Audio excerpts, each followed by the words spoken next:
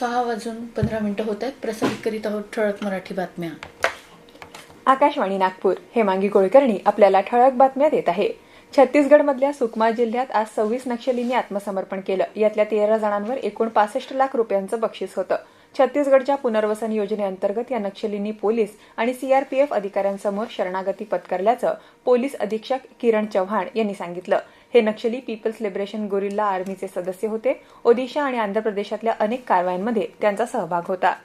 भारतीय अंतराळ संशोधन संस्था इस्रो येत्या 12 जानेवारीला PSLV C62 उपग्रहाचं प्रक्षेपण करणार आहे. आंध्र प्रदेशातील श्रीहरिकोटा इथल्या सतीश धवन अंतराळ केंद्रावरून सकाळी 10:17 या उपग्रहाचं प्रक्षेपण केलं जाणार असल्याचं इस्रोनं समाजमाध्यमावरच्या संदेशात सांगितलं. या उपग्रहासोबतच विविध भारतीय आणि आंतरराष्ट्रीय संस्थांचे 18 लहान उपग्रह देखील अंतराळात सोडले जाणार असल्याचं संस्थेनं म्हटलं आहे. देशातल्या एकंदर 50,000 आरोग्य सुविधांना राष्ट्रीय गुणवत्ता हमी मानक प्रमाणपत्र मिळाल्याची माहिती केंद्र सरकारनं दिली आहे. यामुळे सुरक्षा, रुग्णांची काळजी याप्रती सरकारची वचनबद्धता अधोरेखित होत असल्याची आणि समान आणि चांगल्या दर्जाच्या आरोग्य सुविधा सर्वांना उपलब्ध होत असल्याचं आरोग्य मंत्रालयानं म्हटलंय.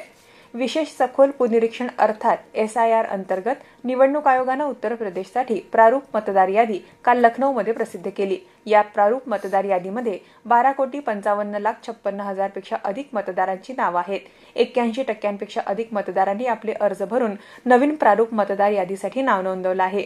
उत्तर प्रदेशचे राज्य निवडणूक अधिकारी नवदीप रिनवा यांनी माध्यमांना ही माहिती दिली.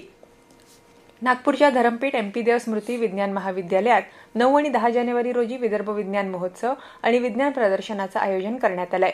या उत्सवात विदर्भातील 11 जिल्ह्यातील विद्यार्थ्यांचा सहभाग आहे. सुमारे 3,000 विद्यार्थ्यांचा सहभाग असलेल्या या महोत्सवात लहान वयोगटातील विद्यार्थ्यांचा उत्साह वाढवण्यासाठी राज्याचे कौशल्य विकास मंत्री मंगलप्रभात लोढा प्रदर्शनाला भेट देणार आहे. पोलीस वर्धापन दिनाच्या अनुषंगानं नागपुरातील परिमंडळ K5 अंतर्गत पोलीस ठाण्यांमध्ये विविध गुन्ह्यांमध्ये जप्त करण्यात आलेले अवैध मद्य, प्रतिबंधित नायलॉन मांजाचा मुद्देमाल न्यायालय तसंच राज्य उत्पादन शुल्क विभागाची परवानगी घेऊन नष्ट करण्यात आला. कळमणा हद्दीतील मोकळ्या परिसरात परिमंडळातील 4 पोलीस ठाण्यांमधील एकूण 526 गुन्ह्यांमधील सुमारे 26,09,118 रुपये किमतीचा मुद्देमाल नष्ट करण्यात आला. याबरोबरच हे ठळक बातमीपत्र संपलं.